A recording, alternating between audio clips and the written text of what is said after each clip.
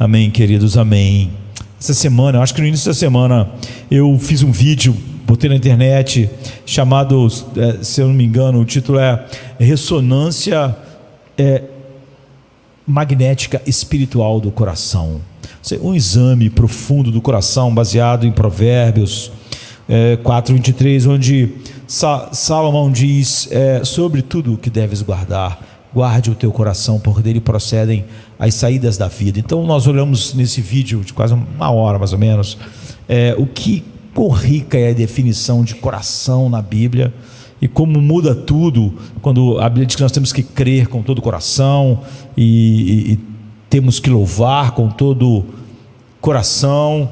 E nós falamos a respeito disso, depois demos uma série de perguntas, já que era uma ressonância magnética espiritual do nosso coração, vermos como o nosso coração está, e dei uma grande parte de perguntas para cada aspecto do coração: a mente, as afeições e a vontade, não é? Para cada um desses aspectos do que a Bíblia chama de coração, nós fizemos um monte de perguntas, e depois falamos que se nós formos sinceros ao fazer isso, nós temos um diagnóstico, mas que é óbvio, isso não muda nada, porque você ir até o hospital e fazer uma ressonância ou qualquer outro tipo de exame, não é? Uma tomografia, e você um cateterismo, e o exame ele só diz o que encontrou, não é? Como encontrou. Então nós falamos depois nesse vídeo a respeito de, depois que você faz isso, o que muitos não fazem, como nem tantos fazem exames, né? Depois o que fazer, né, com o resultado do exame. É óbvio que eu dei muitas perguntas, mas sempre há uma maneira mais profunda de sondar o coração. E alguém falou se eu podia continuar e expandir perguntas. Eu não fiz, mas hoje eu quero falar a respeito disso um pouco, agora pela manhã e à noite, sobre a mesma coisa, sobre essa ressonância magnética. Óbvio que eu não vou repetir nada do que falei no vídeo, ele está na internet e ele pode ser visto. Mas quando nós pensamos em nossos corações, nós pensamos em oração, em algumas orações que estão na Bíblia, que nunca são feitas sinceramente se nós não fizermos aquilo que Salomão está nos chamando a fazer. Por exemplo, em Mateus 6,10 diz: venha a nós o teu reino. É uma frase que nós acostumamos a falar, porque é a oração que o Senhor ensinou para nós, todos nós decoramos, mas nós tendemos a não usar, por exemplo, olhar para essa palavra com a maneira que nós devemos realmente olhar, quão sondadora ela é das nossas vidas. Então, oração, o que é oração? Por oração eu quero dizer transmitir intencionalmente uma mensagem a Deus.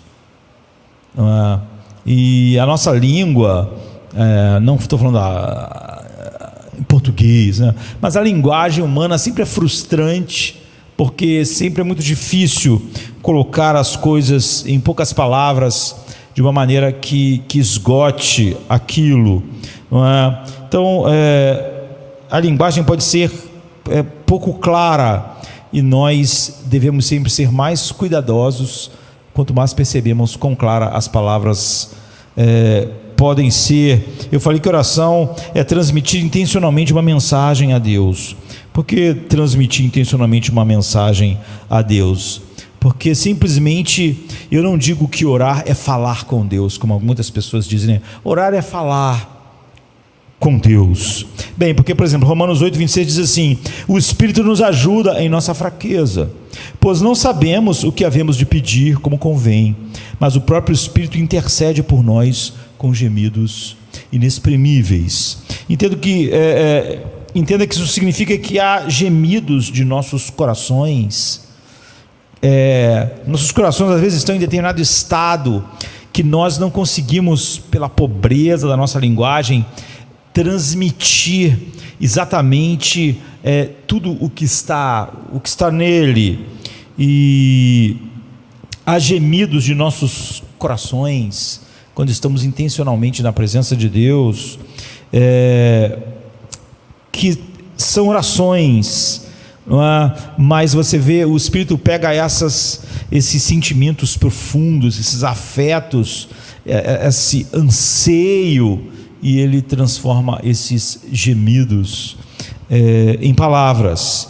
Então, oração geralmente é falar com Deus, mas tem horas que você não pode falar e ainda é orar. Ou seja, transmitir uma mensagem a Deus.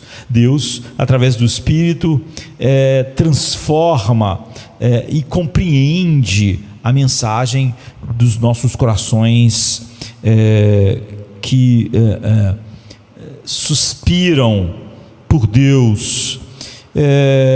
Ou porque a gente não diz, por exemplo, que orar é se comunicar com Deus? Bem, porque parece que quando você fala assim, que orar é se comunicar com Deus, parece que eu estou falando com Ele e Ele está falando comigo, mas isso não é oração na Bíblia, não é? Deus fala comigo, e quando Deus fala comigo, nunca é chamado de oração na Bíblia. Quando Deus nos comunica algo, nós chamamos de revelação, não é? Deus se revelou perfeitamente na sua palavra. E iluminação, o Espírito Santo faz essa palavra não só estar no livro, mas como ser uma palavra viva para todos os receptores espirituais que Ele fez de novo existir em mim, já que eu nasci morto em delitos e pecados. E nós vamos nos meter em grandes confusões antibíblicas se usarmos a oração para que Deus nos fale e não a palavra de Deus. Então, porque simplesmente não digo que oração é transmitir uma mensagem a Deus? Bem, porque as pessoas estão transmitindo mensagens a Deus o tempo todo. Você, por exemplo, pode ter transmitido a Deus nas últimas meia hora que você não estava interessado em louvá-lo. Você pode ter transmitido a mensagem que você só estava aqui porque você está acostumado. Seu coração podia estar em outro lugar. Você pode pensar que com isso você não transmitiu uma mensagem a Ele, mas transmitiu. Meu coração não tem um interesse profundo em Ti. E é óbvio que você pode não ter articulado isso com palavras. Portanto, não é uma mensagem intencional que você pensou, vou falar para Deus que eu acho Ele entediante. Mas a maneira com que você agiu nas últimas 40 minutos ou na última semana transmitiu mensagens que Deus entendeu o tempo inteiro. E você vê então que todos os seres humanos estão transmitindo uma mensagem a Deus: tu não é importante para mim. Sobre esse assunto eu não vou te consultar. Sobre esse outro assunto eu vou seguir o meu coração. Sobre essa coisa eu sei que tu falas que isso é errado, mas eu vou falar assim mesmo. Eu sei que tu me ensinaste como lidar com a mentira ou com a ansiedade no meu coração, mas eu vou lidar de outra forma. Você está mandando mensagens para Deus. É óbvio que você vê, você não disse isso com palavras de tal maneira que pareça ser intencional, mas é que o mundo está dizendo. O mundo vive em impiedade, ou seja, ele vive impiedade, quer dizer que você vive como se Deus não existisse. Então o mundo está o tempo todo mandando uma mensagem para Deus: para mim é como se você não existisse. Nenhuma decisão que alguém fora de Cristo tomou hoje, ou tomou durante a semana toda, nenhuma delas levou Deus em consideração. Tanto o que você pode achar ser uma boa obra, dar um pão ao faminto, quanto dar um tiro em alguém. Das duas maneiras, Deus foi completamente ignorado. Então essas mensagens estão chegando a Deus, estão sendo enviadas, ainda que não intencionalmente, no sentido de que a pessoa não pensou: eu acordei hoje para te desprezar e viver como se tu não existisse. Não precisa, não é? Então Deus discerne sempre as mensagens que são mandadas para Ele, mas a oração é algo intencional, não é? Não é eu ouvir Deus, eu ouço Ele na sua palavra, o Espírito ilumina meu coração e cria afetos, e eu respondo intencionalmente com palavras, e às vezes sem palavras, mas ainda assim é intencional. A Bíblia não diz que você não ora e então o Espírito Santo transforma isso com gemidos inexprimíveis, intercede por você. Ele diz que você está orando e lhe falta palavras. Nós não sabemos como colocar aquilo da maneira adequada, e o Espírito Santo então faz isso. Mas você vê que havia a intencionalidade de falar a Deus. Então a questão é: nós podemos fazer essa oração que nós repetimos tão facilmente. Nós pensamos em como ela é sondadora dos nossos corações. Hoje nós cantamos 2 hinos que por acaso fala sobre o reino de Deus, mas buscai primeiro o reino de Deus e a sua justiça, e todas as coisas serão acrescentadas. Mateus 6:33. Você vê que isso está no cerne da oração, quando eu digo: venha a nós o teu reino. Por que eu pediria a Deus que o reino dele viesse se eu não vou buscar o reino dele em primeiro lugar? Por que eu pediria: venha a nós o teu reino, e não buscaria o reino de Deus e a sua justiça? Então nós somos pessoas que sempre têm tempo. Todos nós temos tempo para o que não importa, para o que importa para nós. Quando alguém diz assim: eu não tenho tempo, a pessoa diz: eu não tenho prioridade. Não importa a respeito de quê. Lá em casa o pessoal está numa fase de uma boa fase, não é? Está todo mundo fazendo exercício, está na academia, menos eu, não é? Mas o pessoal está mais saudável, assim, não é? Mas então Cláudia vai à academia, o Tomás, o Mateus já ia, né? E se você perguntasse a Cláudia há 1 ano atrás, ou ao Tomás, enfim, você tem tempo para se exercitar? Provavelmente ela diria: não tem tempo, a vida é corrida, tal, vai ali, vai aqui, cuida disso, a casa, não sei o que, não tem tempo, não tem tempo. Mas agora ela tem tempo, porque agora isso virou uma prioridade. Sempre que alguém diz para mim, ou sempre que alguém diz: olha, não tem tempo, o meu tempo é o seguinte, eu posso até encaixar isso aí no meu tempo, mas é muito apertado, então eu só posso fazer isso aqui. A pessoa está dizendo assim: eu não tenho prioridade para isso, eu tenho outras prioridades. Se der, eu vou fazer isso, se não der, eu não faço, porque óbvio, há outras coisas que são prioritárias. Então Jesus diz também o reino. Você vê, nós oramos: venha a nós o teu reino. Eu perguntei se a gente pode fazer essa oração, e como ela é sondadora do coração, talvez mais do que qualquer coisa.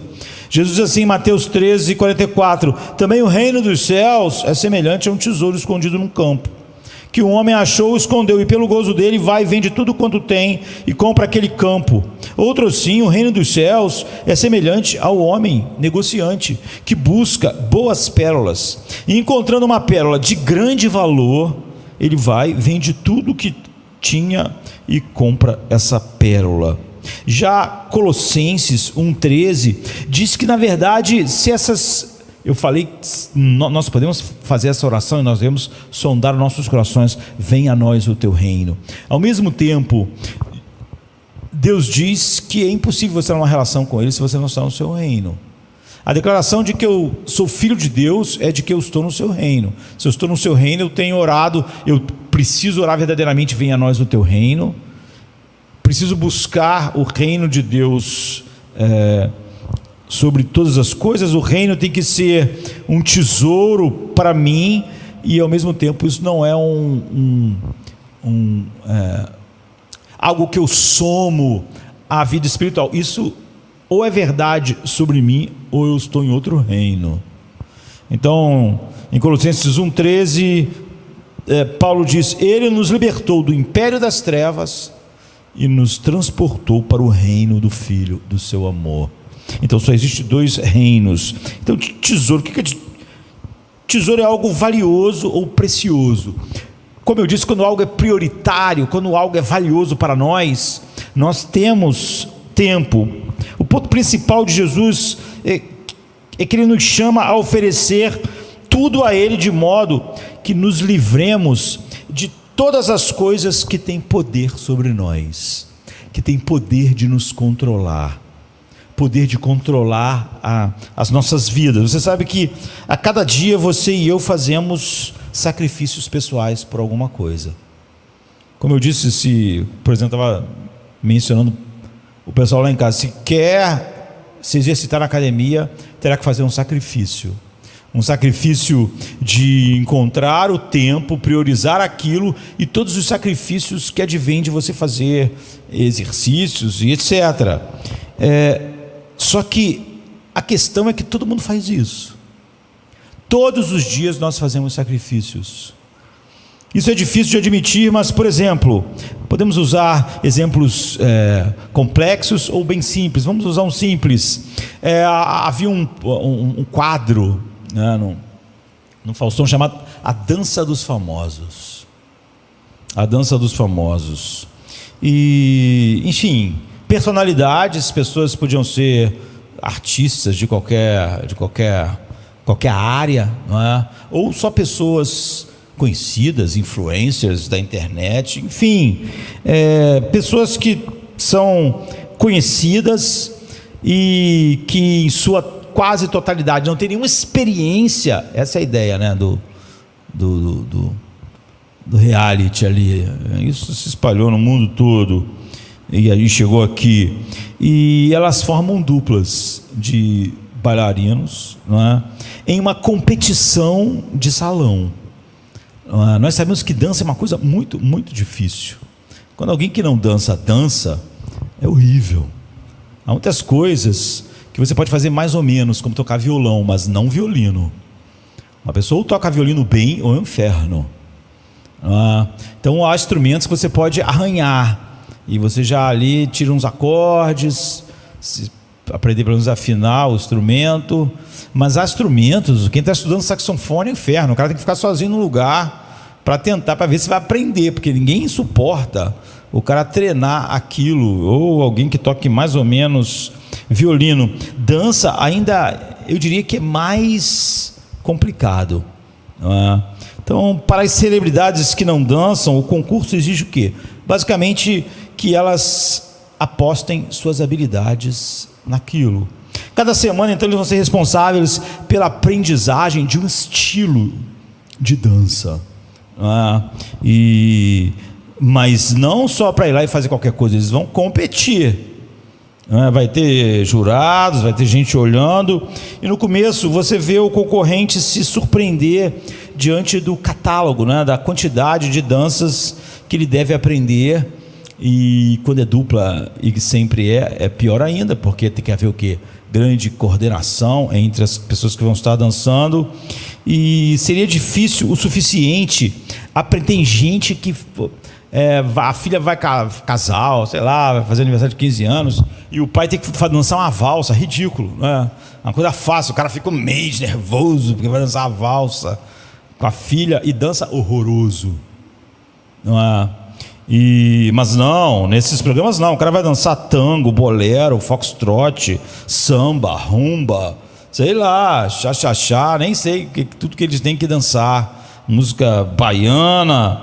Embora essas danças pareçam fluídas, delicadas e líricas quando dançadas bem, como eu disse, dance assim.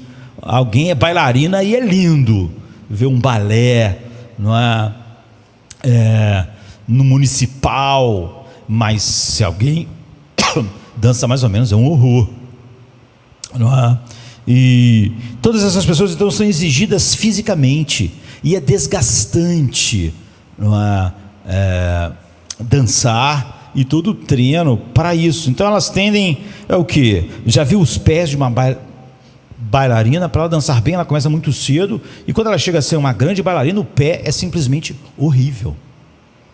Não existe bailarina com pé bonito, porque houve esforço excessivo, houve sofrimento, houve dedicação. As danças também são exercícios não só fisicamente difíceis, que exige o preparo de um bailarino ou de uma bailarina, mas também são mentalmente exigentes. Não é cada um fazendo uma maluquice que está dando na cabeça. não é? Você não só precisa se lembrar de uma série de passos complicados, dentro de compassos e marcações que tendem a se repetir, às vezes evoluir também. Você tem que se lembrar dos ditames da postura corporal na hora que você está dançando ou se apresentando, ou lá na dança do Faustão você está se apresentando para júris. Então a forma como você vai posicionar a cabeça, os ombros, não é? Os braços, as mãos, a leveza com que você faz os movimentos, os pés, faz com que a dança pareça linda, tensa ou uma coisa ridícula, não é?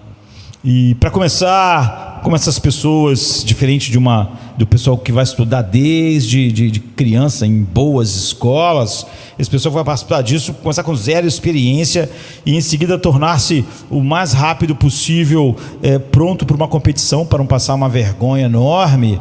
É exigido o quê? Dos concorrentes? Um incrível nível de compromisso, disciplina e sacrifício pessoal. Eles não se reúnem faltando meia hora para começar o Faustão, a dança do Faustão que existia. Eles não se reúnem naquele dia para dar uma ensaiadinha, não é? É exigido desses concorrentes um incrível compromisso. Significa o quê? Ir para um estúdio de dança durante toda a semana, de manhã cedo até tarde da noite. Significa se livrar de todas as outras coisas em seu programa. Como eu disse, você arruma tempo para o que você acha mais importante. Quando alguém diz, como eu disse para você, assim, eu posso até participar disso, mas eu não tenho muito tempo. A pessoa dizendo, isso aí não é minha prioridade. Eu tenho prioridade. Se isso aí se encaixar, eu vou fazer ou não. Essas pessoas não. Significa se livrar de todas as outras coisas em seu programa, se esquecer que você tem uma vida social, esses artistas, durante um tempo. E significa empurrar teu corpo ao máximo, de qualquer limite que anteriormente você usava. Você vai ver eles dançando, levanta o par, joga para cá, joga para lá, usa a força, usa todos os músculos, usa o coração, tem que fazer uma musculação para fortalecer algumas partes que vão fazer mais força durante a apresentação. Significa também o quê? Não só isso, significa forçar a tua mente, que no meio daquilo tudo tem que lembrar de todas as coisas que o coreógrafo disse, postura, como se mexe, o que fazer em cada parte da música. Significa recomeçar todo o processo na semana seguinte. Ou seja, significa que o cara era rumba naquela semana. Então ele dançou rumba, foi lá, foi difícil, mas ele conseguiu uma boa nota, foi incrível. Mas na semana que vem vai ser foxtrot. Vai ter que começar tudo outra vez, porque não é a rumba mais. Agora eu vou ter que passar a semana toda num estúdio de dança, vou ter que passar por todos os sacrifícios para aprender uma coisa que é totalmente diferente. Ou seja, eu vou ter que começar, embora às vezes, no último domingo, os juízes tenham me dado uma nota fraca. O que poderia fazer o quê? Não participar não, me esforcei a semana toda, estúdio, dança, coreografia, e o juiz só me deu 6. E agora eles vêm com outra dança, vai ser tango. Nunca dancei tango. E isso significa, na hora da apresentação, você sorrir para a câmera, quando tudo que você realmente quer fazer é gritar, socar a parede. Já viu as pessoas se apresentando em nado sincronizado? A cara das meninas sempre rindo, sempre assim, mostrando uma postura feliz, quando estão fazendo um grande esforço físico. Então, à medida que a gente acompanha um concurso assim, semana após semana, nós nos surpreendemos com o nível de sacrifício e como pessoas que não dançavam estão dançando de maneira aceitável, né? E é uma competição, exige o corpo inteiro dos concorrentes, existe a mente, exige horas durante a semana. Você não pode sair porque você está cansado, irritado, confuso, com dor, com dificuldade de aprender o que o coreógrafo está explicando, ou porque ficou envergonhado porque na última vez você não foi tão bem quanto você esperava, e assim que completar esse árduo processo.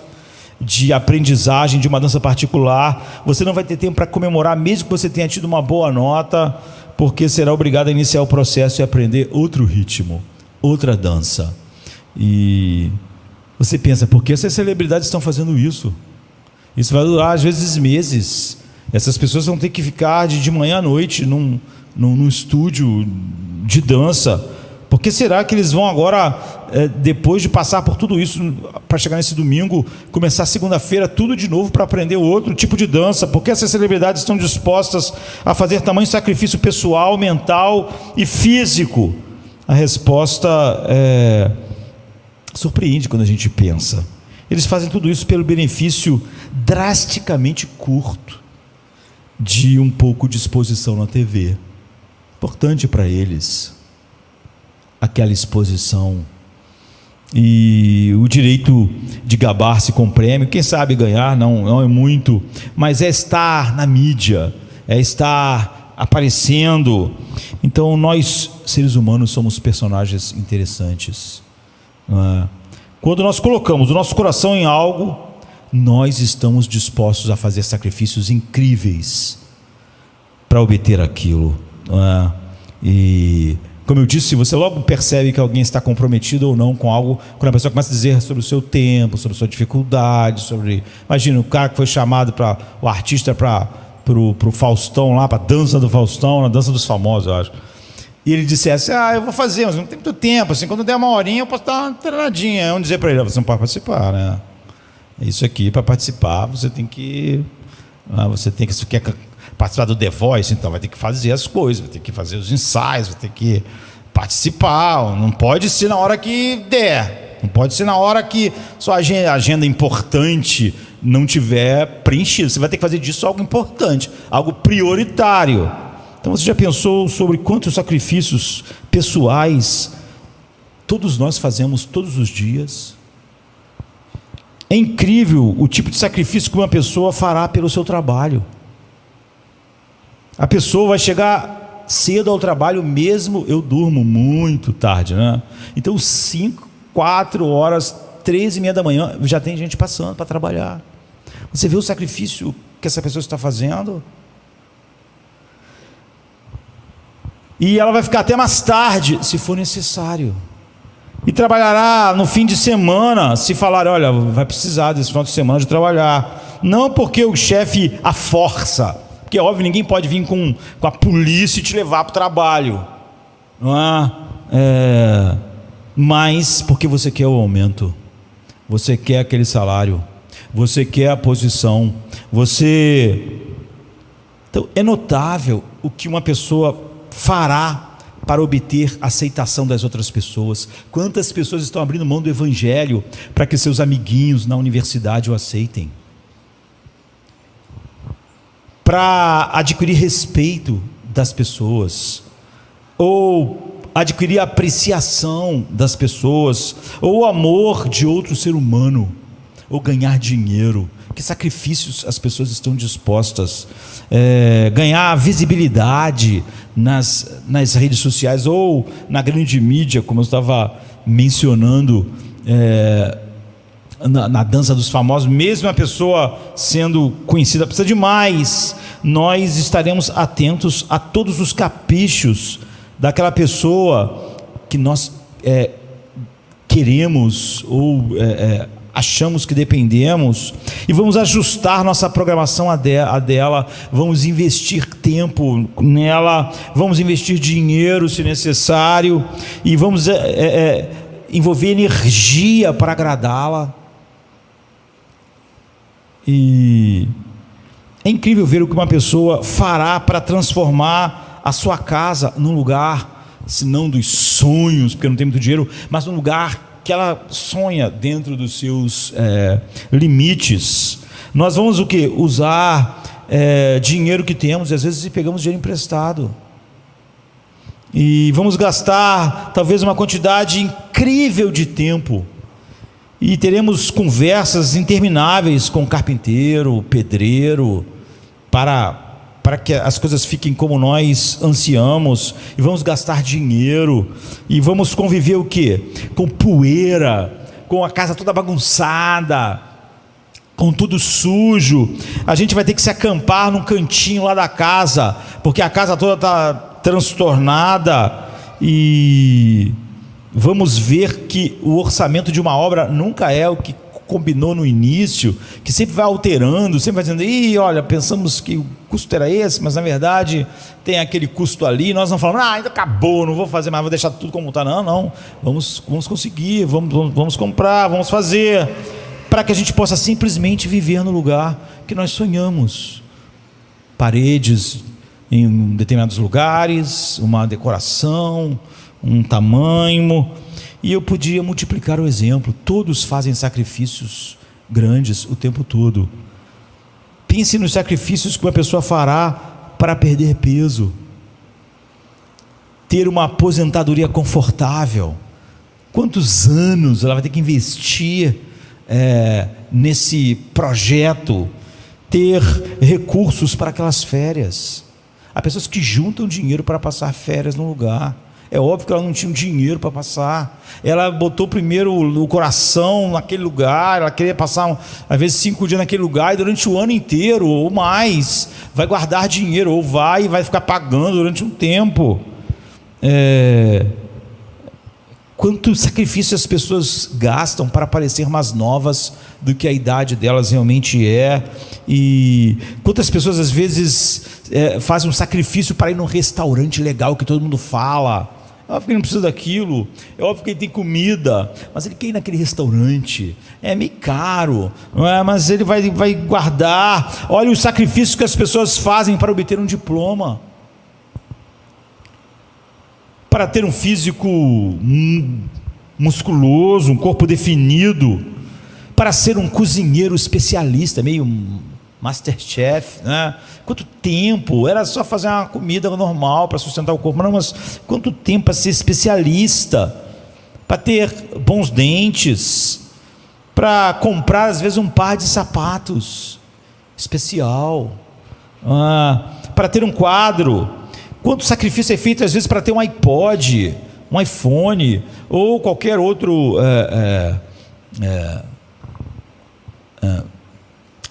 celular, e para possuir móveis mais bonitos e dominar um assunto.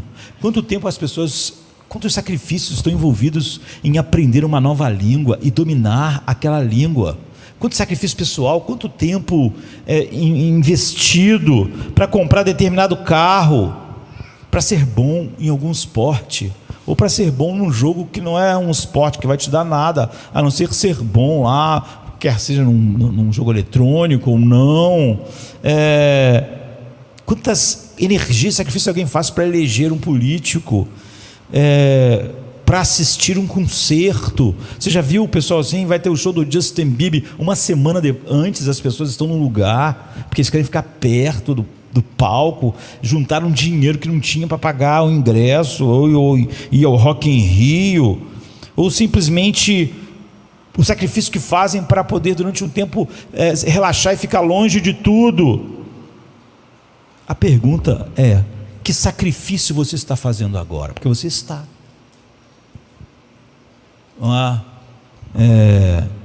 Você não pode dividir os seres humanos entre aqueles que fazem sacrifícios e aqueles que não fazem.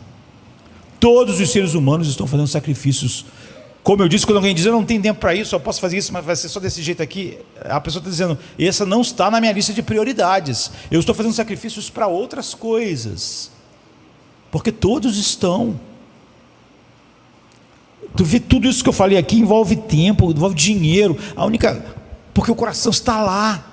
Volta e meia na internet mesmo eu vejo pessoas assim, o que ecoa o que acontece na igreja hoje em dia, né? As pessoas dizendo assim: isso aí não era para ninguém dar uma oferta a respeito disso aí que está sendo dito, ou isso aí não era para ser assim, porque o que de graça recebeu de graças essa pessoa é um deboche. O que você recebe de graça, você dá de graça, é o evangelho.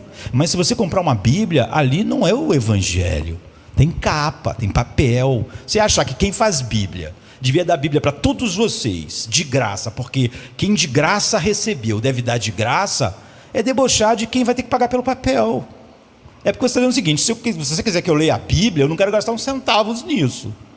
mas essas pessoas pagam Netflix, elas gastam dinheiro para ter internet. Quando elas falam isso, tudo sobre Deus tinha que ser de graça, no sentido de que ela não pode ter nenhum sacrifício envolvido. Ela está tendo sacrifícios para todas as coisas, para todas essas coisas mencionadas. Tudo nós carregamos coisas em nossos corações pelas quais estamos dispostos a fazer sacrifício. Todos nós estamos não só dispostos a fazer sacrifício, como estamos fazendo. Quem tem filhos está disposto a fazer um sacrifício durante muitos anos para sustentar alguém que não vai cooperar com nada financeiramente, e às vezes com muito aborrecimento, mas nós achamos que aquilo vale a pena por outras razões. A questão que nos divide então é pelo que nós estamos fazendo um grande sacrifício, por quem estamos dispostos a fazer esses sacrifícios pessoais, pelo nosso corpo, pelo nosso dinheiro, pelo nosso tempo. Como eu disse, o pessoal que dança faz um grande sacrifício de usar o seu corpo, forçar a níveis que ele não estava forçado, de peso, de força, de resistência mental, decorar coreografia, tentar manter postura, enfim. Aqui, nós estamos reunidos, dando de graça o que de graça recebemos, mas tem um ar-condicionado ligado, tem IPTU, tem cadeira para sentar. Alguém podia dizer, não tributo com a igreja, porque de graça a Deus já recebeu.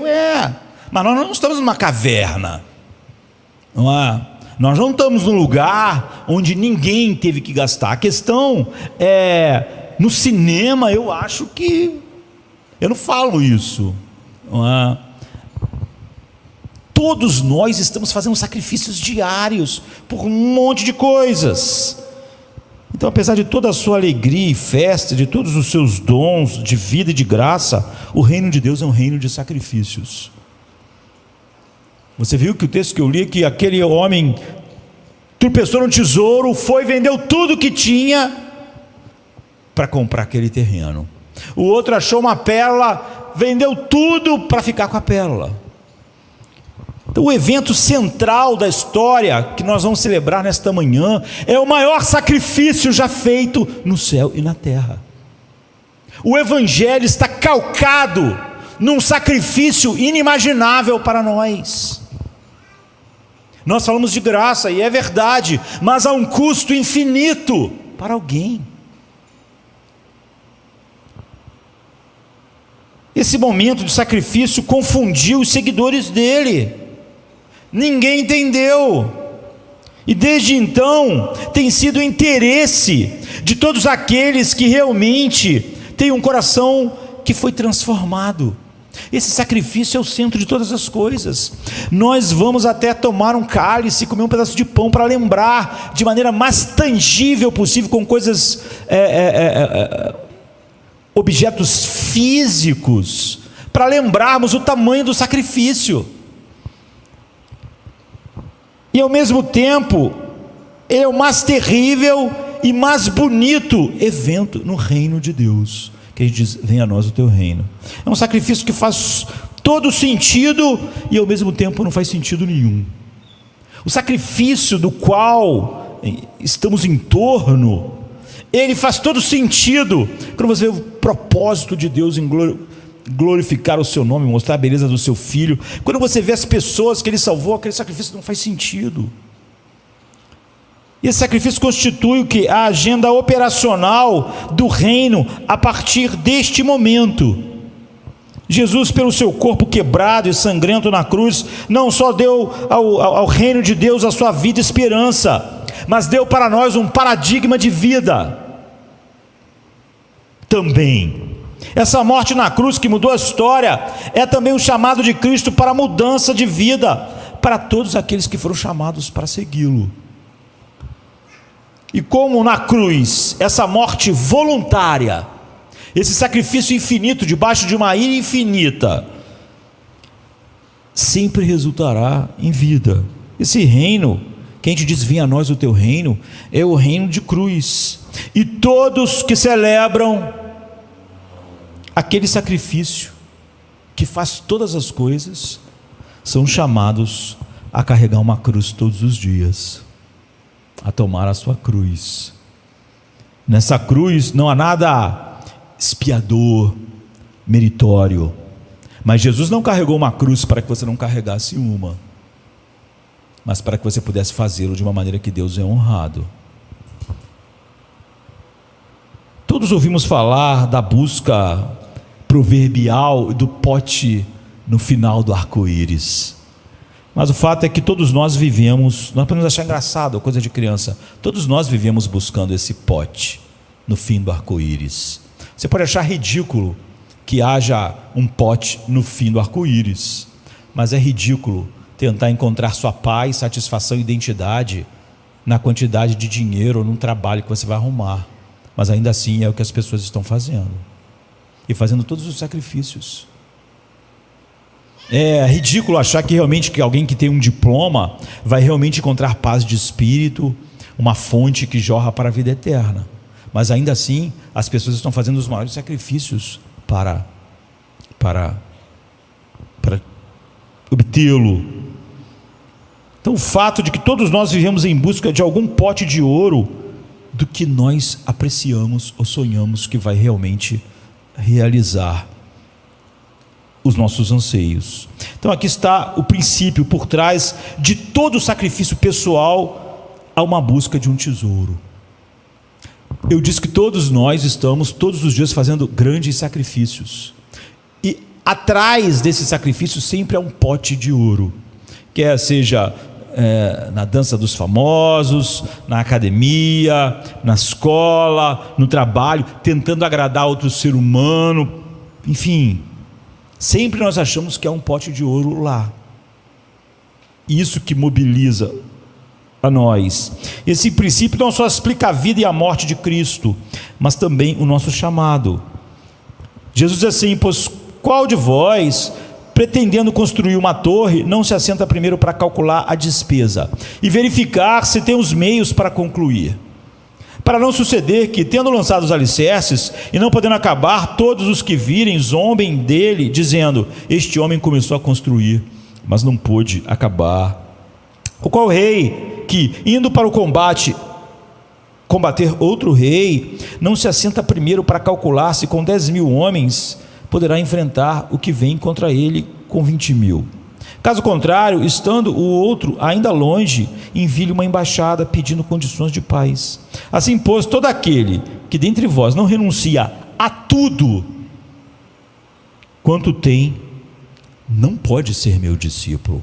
Você vê que vai ser um discípulo fraco? Não. Quem não renuncia tudo não pode ser meu discípulo, em nenhum nível. Como eu digo, todos nós fazemos por uma razão ou outra sacrifícios, e eles sempre são feitos baseados em algo que você acha que aquilo vale a pena, não é? Por exemplo, eu estou falando aqui, esse meu dedo, eu já falei, é torto, meu dedo pequeno, está vendo? Torto, ele dói continuamente. Isso porque durante muitas horas eu estou segurando um mouse. A única coisa que o médico diz é o seguinte: você tem que parar, porque não adianta tratar, porque está piorando, não é? Uma artrose, porque tua mão fica na mesma posição o tempo todo e fica enrijecido o seu dedo ali o tempo todo. Então, ou eu continuo com o dedo assim mesmo, ou eu vou parar. Óbvio, tenho que avaliar se o que eu estou fazendo vale a pena ter o dedo assim, e conviver com os paliativos que você pode fazer. Todo mundo está fazendo isso todo dia. Então pense sobre isso. Ele não pode, Jesus aqui ele não diz assim, pois todo aquele que dentre vós não renunciar tudo quanto tem, não pode ser meu discípulo. Lucas 14, 28 a 33. Quando você lê essa passagem, você tem que perguntar por quê? Por que Cristo pede a todos os seus discípulos para sacrificarem tudo? Pense sobre isso. Ele não pede para sacrificar somente algumas das muitas coisas, ou algumas coisas importantes.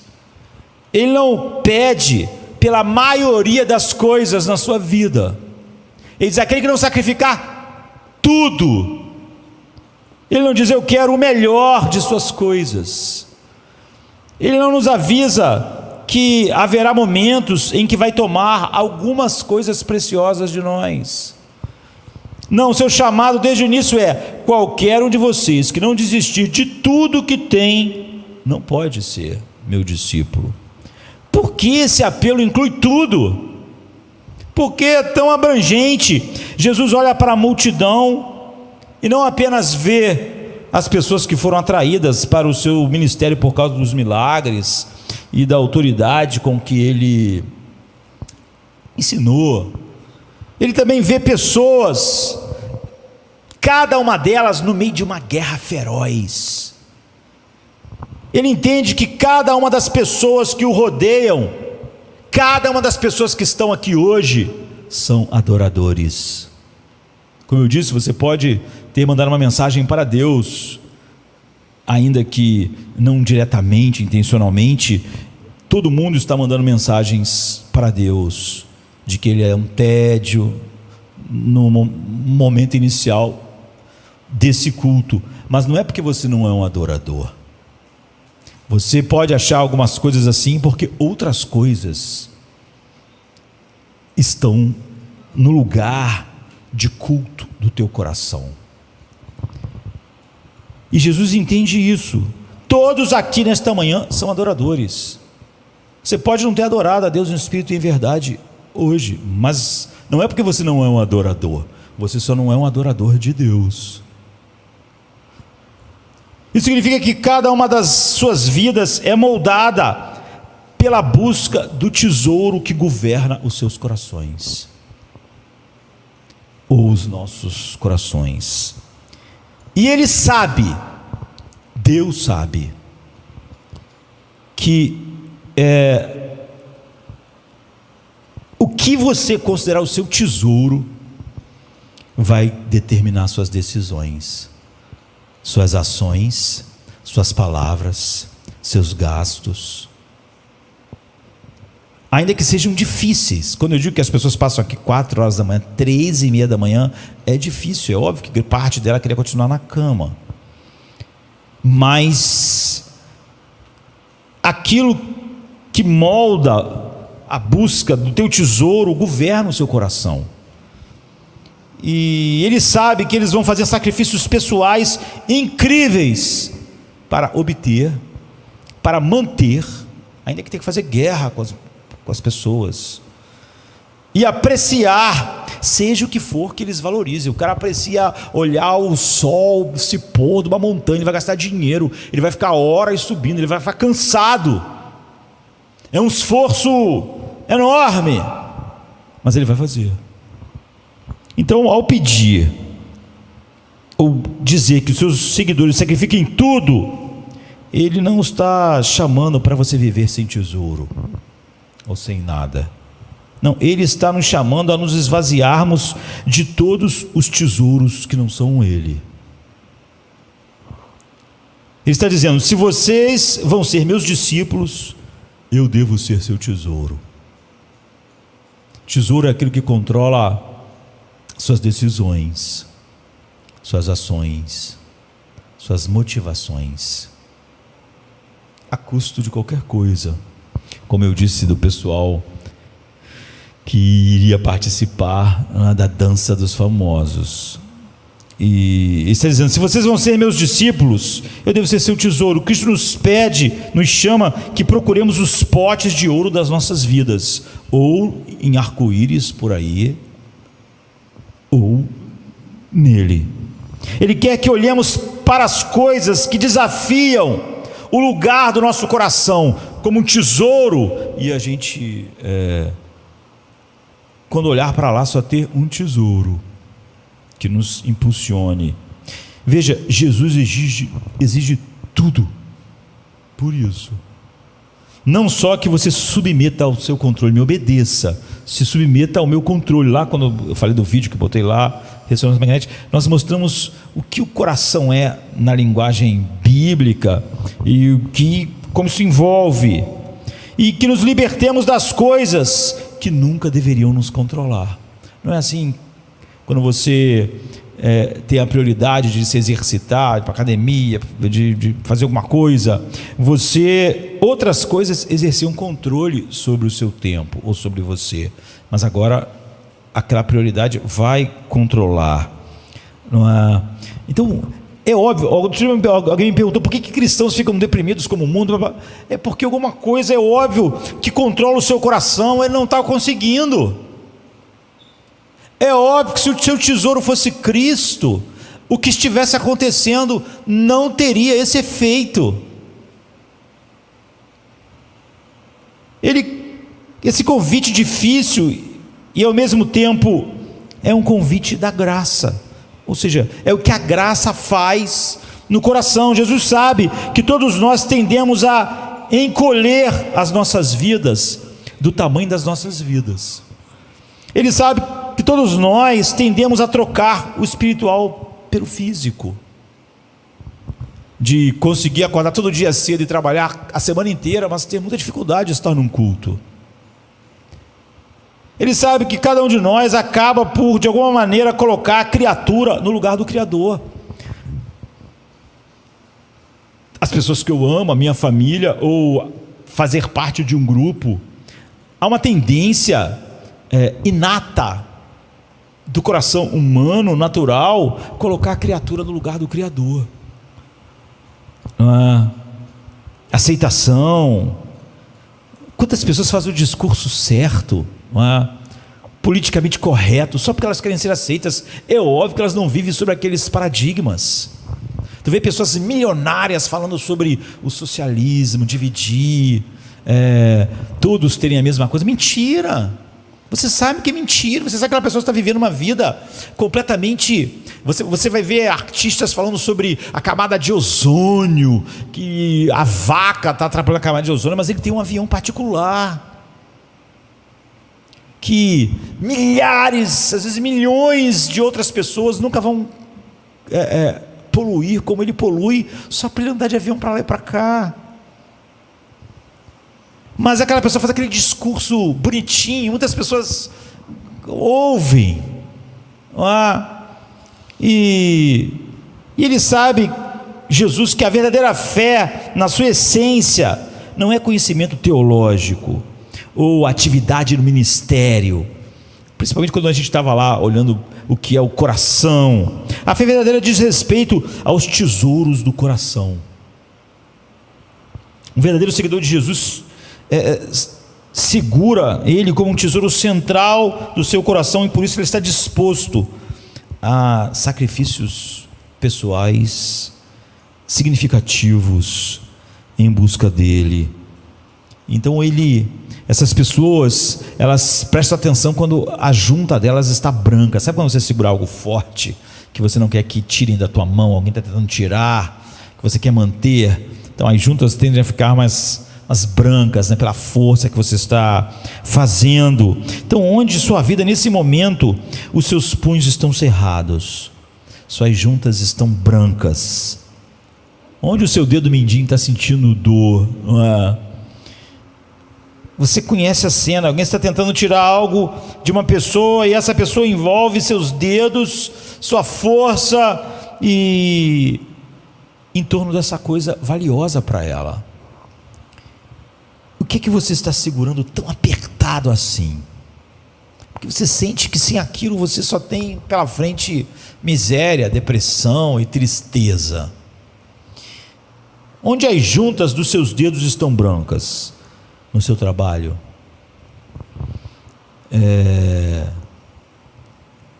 Porque ele é central, porque te dá uma identidade, um senso de importância, um senso de vencer na vida? Ou é porque ele te dá bens que você deseja ter? Talvez seja um relacionamento, e ao qual você ligou a sua felicidade e diz: sem esse relacionamento eu não vou ser feliz nesse mundo. Esse mundo foi feito para esse relacionamento. Tudo foi feito por Ele, para Ele e por causa desse relacionamento. E sem Ele, nada do que foi feito se fez. E sem esse relacionamento, a vida não faz sentido. E o mundo ter sido criado não tem nenhum propósito.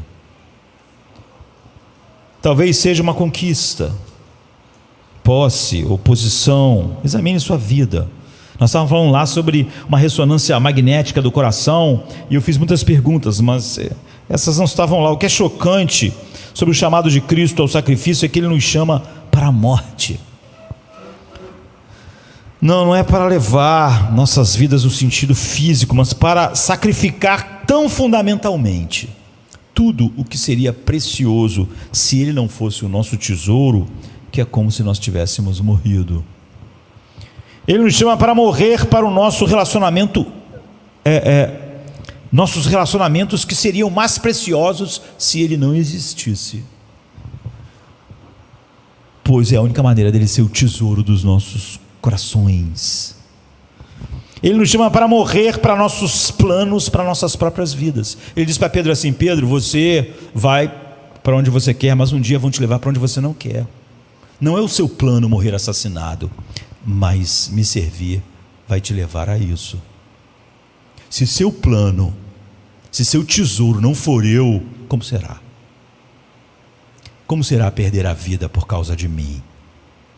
Como será ser crucificado?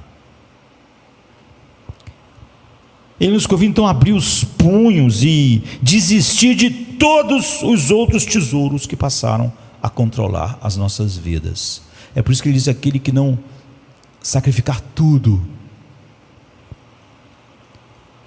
qualquer coisa que controla nossas vidas, mas isso não pode ser abstrato, né? Controla nossas decisões, controla e determina nossas ações, controla as nossas palavras, porque você vai ver que coração na Bíblia fala de mente, afeições e vontade. Ou não é de todo o coração, como a Bíblia diz, não é amar de todo o coração, não é louvar de todo o coração, não é crer de todo o coração, se não envolver todas as coisas que compõem o que a Bíblia diz ser o coração. Então Jesus sabe que não somos capazes de ao mesmo tempo segui-lo e manter o punho fechado sobre outras coisas. Pedro não poderia segui-lo até onde ele teria que ir se o punho dele tivesse fechado em outra coisa preciosa como Cristo, porque essas coisas acabam dominando e uma coisa acaba valendo os sacrifícios finais. Cristo nos chama a reconhecer que aquilo que uma vez quisemos e que nos convencemos de que precisávamos para sermos quem somos, para termos uma identidade, para sermos felizes, nos tornou dependentes. E é óbvio que o nosso mundo é cada vez mais depressivo por isso. Ele sente que um monte de coisa vai dar a ele algo e ele vê aquelas coisas escapando das suas mãos. Nós não controlamos as coisas muito bem quanto achávamos. Novamente nós temos a experiência de que aquilo que uma vez seguramos com a mão frouxa, agora passou a nos controlar. E nossas mãos estão apertadas e não podemos largar. Então ele nos convida a abrir as nossas mãos e oferecer tudo a um exame verdadeiro, e celebrarmos o seu apelo ao sacrifício, visto que é um convite à liberdade. Seu chamado é para morrer e é um convite para uma vida maravilhosa, e quem faz esse chamado é quem deu a si mesmo no maior de todos os sacrifícios, para nos libertar de qualquer coisa que controlasse as nossas vidas, que não fosse o amor a Ele. E Ele se dispôs então a desistir de tudo, não dessas coisas que nós falamos, até mesmo morrer, e não só morrer, mas debaixo da ira infinita de Deus. E cada vez mais nós somos libertos da escravidão, quanto menos coisas ou nenhuma coisa nos controla realmente. E quando nós tomamos a Santa Ceia, nós estamos falando: nós estamos no seu reino. Pense em toda a raiva que você experimenta, toda ansiedade, toda irritação, toda impaciência, toda inveja, todo medo, todo desânimo, toda obsessão, toda vingança, toda depressão, toda amargura, toda violência que resultam de tesouros menores que você não quer perder. Você sente que alguém vai tirar de você, você sente que a vida vai tirar isso de você, você sente que as circunstâncias vão tirar isso de você. Então, todas essas coisas, raiva, ansiedade, irritação, impaciência, sempre resultam de tesouros menores. Pense em como a vida de uma pessoa fica distorcida quando ela vive para o seu trabalho. Pense nas coisas ruins que acontecem quando uma pessoa torna o valor central da sua vida a sua profissão. Pense nas consequências de minha vida ser controlada pela busca de certa posição, de certo poder. Pense nas consequências da necessidade que eu tenho que as pessoas me aceitem no trabalho, na universidade, nessa cultura sem Deus. Por que eu fico tão irritado com você? E você com as pessoas? Por que eu luto com a impaciência? Porque a impaciência é um problema. Porque as pessoas falam da impaciência. Porque eu sou consumido pela inveja ou então pela amargura. Porque eu planejo vingança contra alguém. Vou falar dessa pessoa para todo mundo. Não vou deixar barato isso. Por que eu planejo? O que falaria ou agiria maldosamente contra você? Eu não faço essas coisas porque você é uma pessoa falha. Eu não faço essas coisas porque os seus defeitos desonram Deus, mas porque de alguma maneira os seus defeitos ficam no meu caminho, no caminho do meu tesouro, no caminho do que eu prezo, no caminho do que eu quero. Enquanto houver coisas que eu segure firmemente, nós vamos esperar conflitos. É por isso que mesmo na igreja, às vezes a pessoa fala, não, eu estou lutando pela unidade, ele só consegue trazer desunião. Não é verdade. Ele tem um tesouro, ele sente que alguma coisa está impedindo. Só quando meu coração pertence a Cristo é que eu estarei livre da sedução e da busca pelas coisas que eu posso reter corretamente.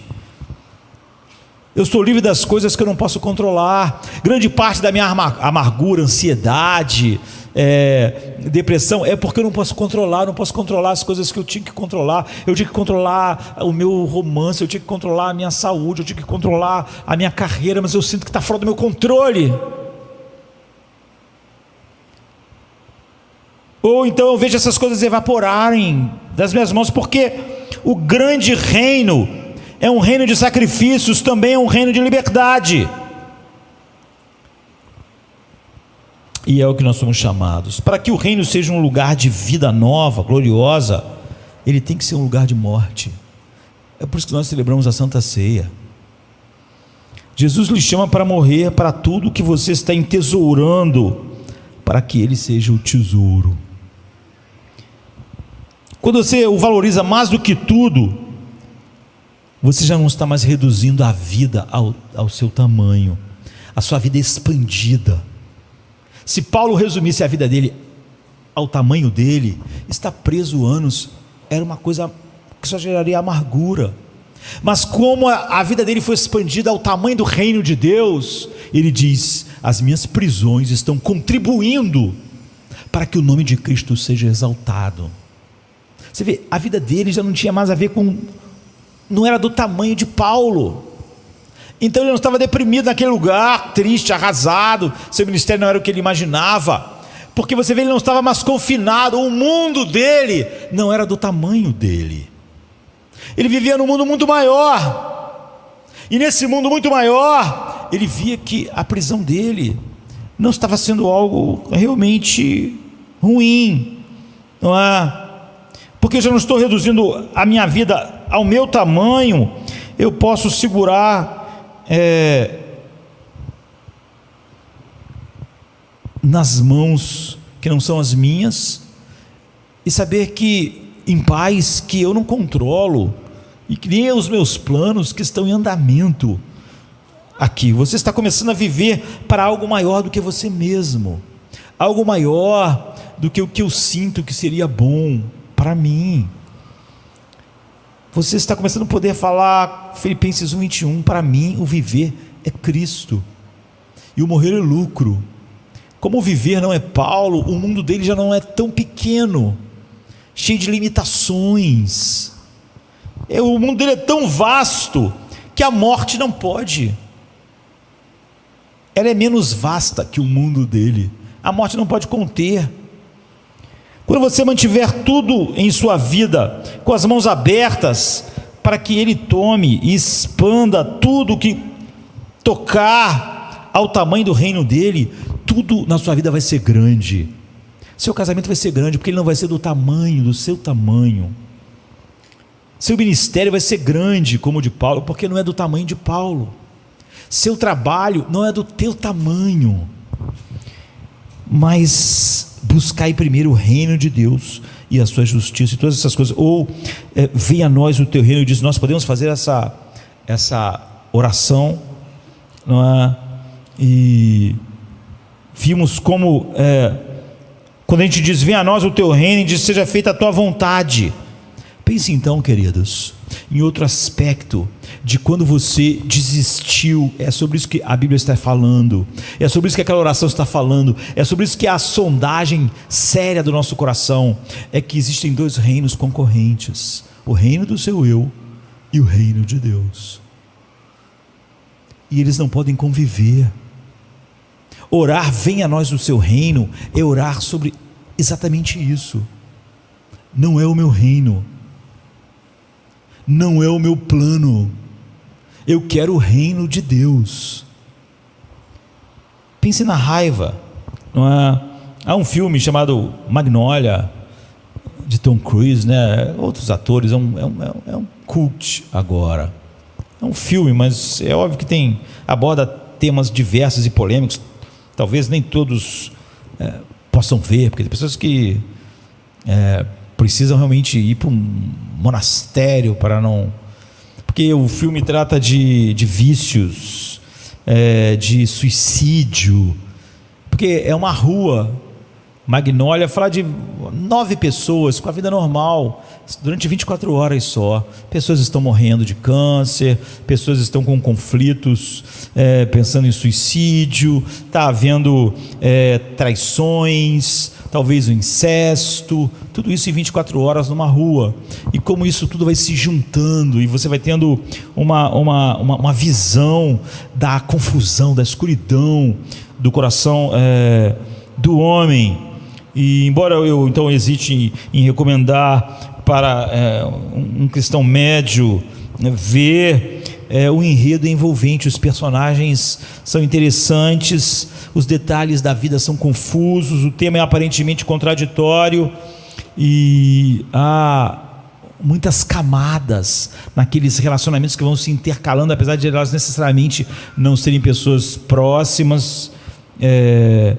E você vê o pecado, o declínio, o retrato num drama que escancara o desespero humano em suas várias relações e na sua relação com a morte. Mas quando você chega no final do filme, você não pode acreditar no que você viu. A tua reação é se inclinar meio que decepcionado, meio que confuso. E uma coisa é clara, realmente você não tinha entendido a história o tempo todo até que ela chegou no final. E a sensação que você tem é, eu tenho que ver essa história de novo agora que eu estou entendendo sobre o que a história era, vou ter que ver de novo, porque enquanto eu estava vendo eu não estava entendendo. E a narração bíblica da criação, há filmes assim, né, como O Sexto Sentido, que quando acaba o filme você pensa, vou ter que ver o filme de novo, agora sim eu vou poder entender a história, eu não estava entendendo. Então a narração bíblica da criação, do grande reino, é exatamente esse tipo de história chocante. Por isso precisa ser visitada várias vezes. Igual o filme você vai ver outra vez, de outra vez. Tem filme que você tem que ver 3, 4 vezes, livros, não é? Aí você pensa, agora eu entendi, eu preciso ler de novo agora. Então é o maior drama já registrado e simplesmente não pode ser entendido numa leitura. Você não compreende as coisas de Deus, o drama da história, lendo uma vez. E é assim à medida que consideramos com que se parece esse grande reino. E o que eu faço é convidar as pessoas sempre a analisar o enredo na prática de um jeito provavelmente que ele não examinou, porque ele não tinha os elementos que ele tem agora de entendimento para olhar tudo outra vez. e você começa a entender, a se familiarizar. É assim que as escrituras crescem em nós. Por exemplo, Tiago 1, 19 e 20 diz: sabeis essas coisas, meus amados irmãos. Todo homem, pois, seja pronto para ouvir, tardio para falar, tardio para se irar, porque a ira do homem não opera ou não produz a justiça de Deus. Para compreender essa passagem, para nós cearmos prática e plenamente, você tem que entender a Bíblia inteira. A Bíblia é essencialmente uma narrativa, uma história. Talvez fosse mais correto dizer que a Bíblia é uma história teologicamente anotada, e é uma história que você precisa de notas de compreensão. E Tiago 1, 19 e 20 não é uma máxima de mecânica, sem que você entenda todo o enredo. Essa passagem ela está enraizada no terreno da guerra entre o reino de Deus e o reino do ego, entre o reino de Deus e o seu reino, e o reino que cada ser humano nasceu com ele.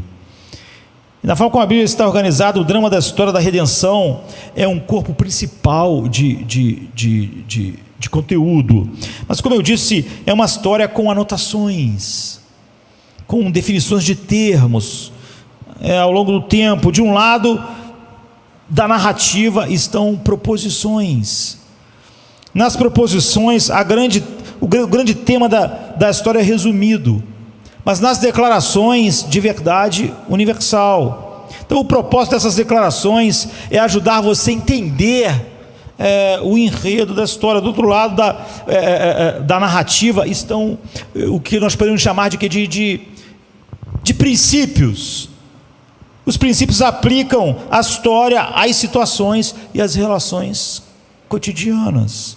Então, um dos objetivos principais é ajudar você a conhecer com o que se parece à vida dentro da trama da história de Deus, do reino de Deus. Por isso que eu disse, orar, ver a luz do teu reino de Deus envolve o conhecimento profundo do teu coração. Isso nos leva a Tiago 1, 19 e 20. Todos devem estar prontos para ouvir, serem tardios para falar e lentos para se irritar. E uma proposição, porque a ira do homem não produz a vida justa que Deus deseja. Então me deixe reformular a proposição de uma forma que está mais próxima de sua forma original. A ira do homem não produz a causa justa de Deus. Quando você vê a declaração dessa forma, você começa a perceber a dica que Tiago está dando para você, e está dando para mim. Ele não está apenas dizendo que é bom que o homem seja agradável e tranquilo, não fique irritado. O que ele está dizendo é incrivelmente mais profundo do que isso, porque não é uma verdade ali em si mesma, é nessa grande história. Quando você vai vendo essas coisas, você quer voltar e ver a história toda de novo. O que Tiago está dizendo é que a história de Deus é uma história de ira. Você poderia intitular a Bíblia como o quê? A guerra santa e profana. E a Bíblia é a história de iras. E a primeira ira é de Deus. Deus está irado. Deus está irado porque Ele deseja, Ele planejou e vai manifestar a sua glória infinita em seu Filho e a glória da sua graça. O Filho dele é a razão pela qual todas as coisas existem. A segunda ira da história, a ira das pessoas. E por que elas estão iradas? Estamos irados porque nós queremos os nossos caminhos. Estamos deprimidos porque queremos os nossos caminhos profanos, egoístas, injustos, imperfeitos e não centrados em Cristo. Essas duas iras não podem coexistir: a ira dos homens, dos demônios e de Deus. Elas são mutuamente exclusivas. Uma dessas iras vai destruir a outra. E à medida que você caminha ao longo da história da Bíblia, você encontra tanto a ira de Deus como a ira das pessoas. Basta saber que de algum modo essas duas iras estão sempre posicionadas em rota de colisão. E você precisa saber disso em seu coração. A Bíblia realmente é a crônica desses dois tipos de ira. Conforme você avança na história, você vê, Tiago nos dá um link, que só aquele versículo de Tiago faz você pensar, vou ter que olhar a história toda de novo, como é em alguns filmes, alguns romances. Conforme você avança na história, você fica conhecendo a ira de Deus muito cedo, quando ele expulsa Adão e Eva do jardim. Mas a ira das pessoas se manifesta muito rapidamente também, quando Caim mata Abel. A história é marcada com a violência dessas duas iras. Você vê a ira de Deus contra Israel por causa do furto de Acã, e eles perderam a batalha em Ai. Você vai ver a ira de Deus, você vai ver a ira de Nabucodonosor, por exemplo, jogando os garotos no fogo.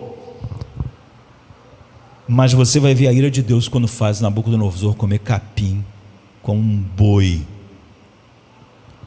Você vê Israel descendo a um atoleiro político-social de inveja, raiva, com reis assistindo outros reis, um matando o outro pela posse do reino. Você vai ver isso o tempo todo a partir dos filhos de Davi. Na verdade, antes, você vai ver a ira de Saul para matar Davi, porque ele quer o trono. Depois você vai ver Salomão matando Aminon, Absalão querendo ser rei, e você vê Deus medindo a sua ira contra o seu povo que deixou para seguir outros deuses. Você vê a ira das pessoas no infanticídio de Herodes. Só de achar que um recém-nascido poderia ser o rei esperado, então ele vai matar um monte de crianças. Mas ele não pode, ele é o rei. Se tem outro rei, quem está sendo substituído? Quando com fúria ele mata. Mas você vai ver a ira de Cristo entrando no templo com um chicote. Não é? Esses são apenas alguns dos incidentes registrados. Essas duas iras estão em guerras. Não pode haver paz entre elas.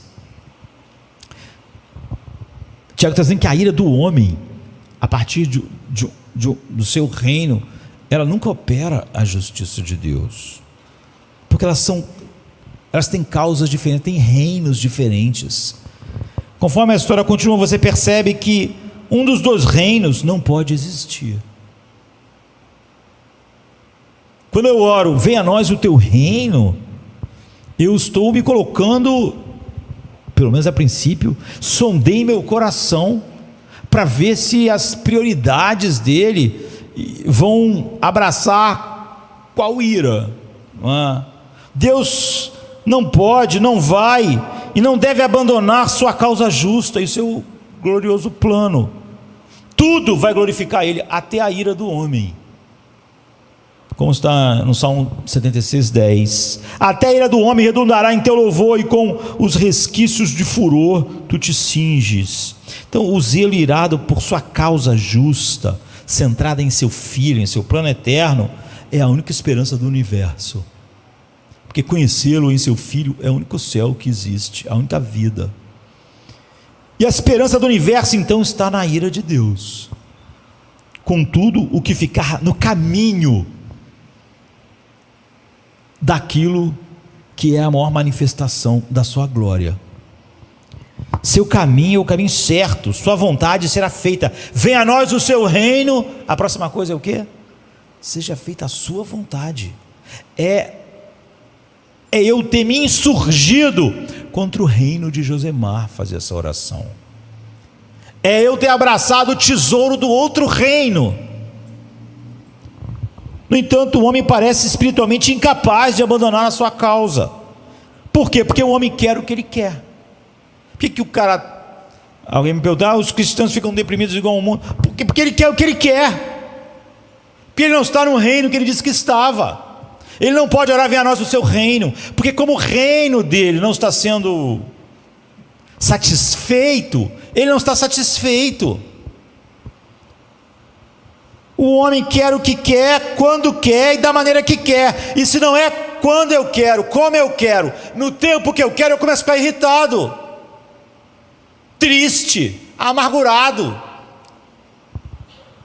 deprimido. Ele se apega com determinação àquilo que prescreveu em seu coração, aquilo que está com o seu dedo branco, que eu falei, segurando, é o seu reino, ele não está disposto a comprometer-se, e não quer esperar, ele fica com raiva de algo ou alguém que entrou no seu caminho, dos seus planos. A sua raiva é a sua perdição, a sua amargura, ela está falando de algo muito maior. Quando Tiago está dizendo que a ira do homem não opera a justiça de Deus, ele está falando sobre algo muito mais profundo do que se a gente ser pessoas iradas, a gente não vai ter bons relacionamentos. Ele está detectando e mostrando algo profundo no seu coração que bota você em colisão direta com Deus. São iras concorrentes. O que Tiago está dizendo é que a ira das pessoas tem uma falha fatal, ela não é motivada pelo tesouro que Cristo é. Ela não é motivada pela glória de Deus, mas porque alguma coisa num pequeno reino que não devia mais existir, que é o reino do João, do Josemar, da Maria, do José, ainda existe. Porque não queremos o que Deus quer, não ficamos com raiva quando Ele está irado. Eu já disse isso, as pessoas têm muito mais problemas com o crime do que contra o pecado. Você pode ver, as pessoas vão sempre, um evangelho para se encaixar, eles vão falar muito mais de crime do que de pecado, porque crime é contra um ser humano, pecado é contra Deus.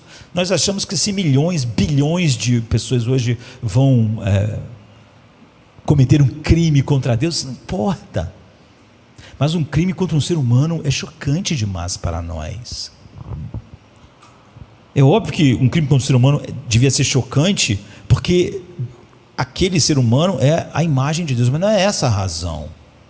É porque nós achamos simplesmente que o ser humano é mais importante. O pecado, como só atinge Deus, contanto que seja um pecado que não seja também algo que atinge a felicidade de alguém, a gente acha que está tudo muito fácil, porque não somos motivados por aquilo que Deus está realizando. Nossa raiva e ira não estão combinando com a de Deus.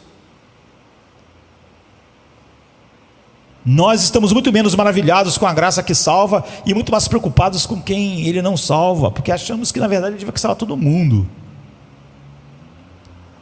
Quando você lê a história da Bíblia, você pode sentir o drama, quase pode sentir o cheiro de fumaça dessa guerra, e você se pergunta quem vai ganhar, a ira de Deus ou do homem? Será que Deus vai desistir e deixar que o homem tenha o seu próprio caminho egoísta? Será que Ele vai destruir a todos nós? Malaquias 3,6 diz que Ele só não faz isso por causa dele mesmo. Porque eu, Senhor, não mudo, por isso, ó filho de Jacó, vocês não são consumidos. As pessoas vão saber a verdade um dia. A gente pergunta que Cristo, tudo foi feito por Ele, para Ele, por causa dEle, que nada no céu e na terra existe, a não ser para manifestar quem Ele é, e tudo só vai ser pleno, completo, vida eterna, se desfrutar Ele como o Pai desfruta. Então a colisão, quando você vê a ira de Deus e a ira dos homens por meio do texto da Bíblia, você sente que elas vão colidir, e você sabe que quando essas duas iras colidirem, vai haver um monte de carnificina. Deus quer o seu caminho santo, e Ele vai ter, e ter o caminho santo de Deus é a única esperança que esse universo tem. Deus deixa muito claro que Ele nunca vai abandonar sua causa, que Ele fará toda a sua vontade, mas o homem quer o seu próprio modo profano de ser e exigir um caminho que seja como ele quer ele seja na igreja ou não, muitas vezes. Então essas duas iras finalmente vão se chocar, porém isso vai acontecer num lugar impensável, depois num lugar mais compreensível para nós.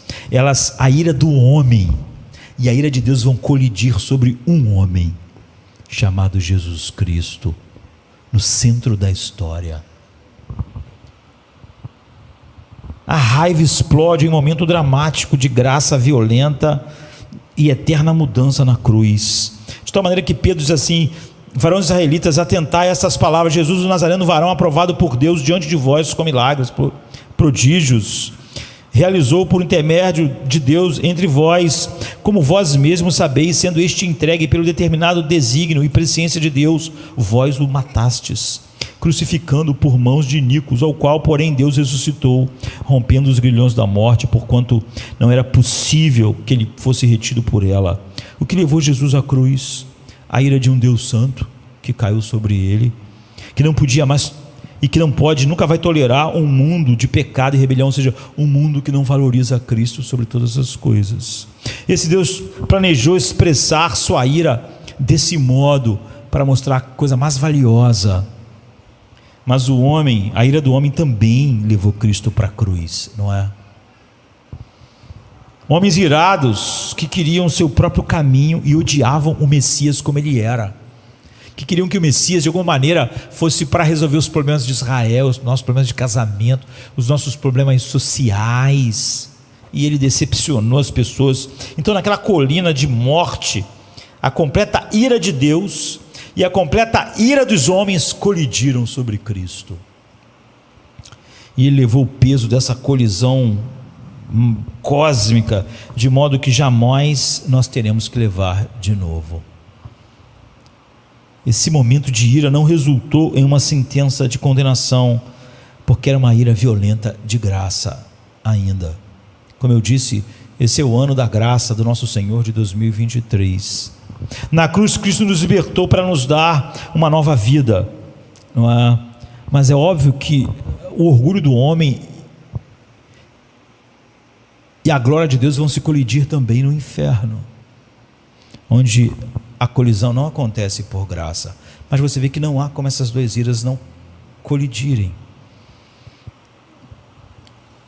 O que Deus produziu pela cruz? Seu objetivo era um reino de pessoas não simplesmente que não têm raiva, ira.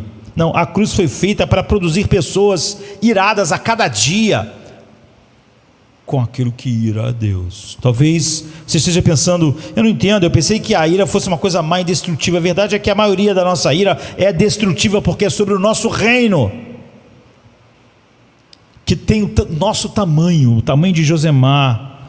Eu não fico com ira por causa do seu erro, ou porque você é pecador, mas quando o seu pecado interfere no que eu quero. Você pode ser fofoqueiro, mas se você está me ajudando, eu não estou importando que o seu pecado é terrível. Você não tem a minha ira. Mas se o teu pecado me atingir, você estava falando do outro, eu não estava preocupado. Mas se você começou a falar de mim, agora o teu pecado está me causando um problema. Isso não tem nada a ver com Deus. Na cruz, Cristo morreu para nos libertar desse tipo de ira. Você vê que quando Deus derramar sua ira final, a ira justa, o céu não vai ficar assim: não era para ter acontecido. Vai romper o cântico do Cordeiro. Você vê, se você está vivendo para o grande reino que não é seu, você vai ficar irado junto com Deus, mas irado contra coisas totalmente diferentes, porque a ira do homem, a ira do reino do Josemar, que não pode orar, certamente venha a nós o teu reino, se não entendeu as implicações no coração dele e em seus tesouros, agora mudou. São tão apaixonadas por ele, tão comprometidas com a glória de Cristo, que não podem fazer nada a não ser estar realmente irado contra o seu próprio pecado.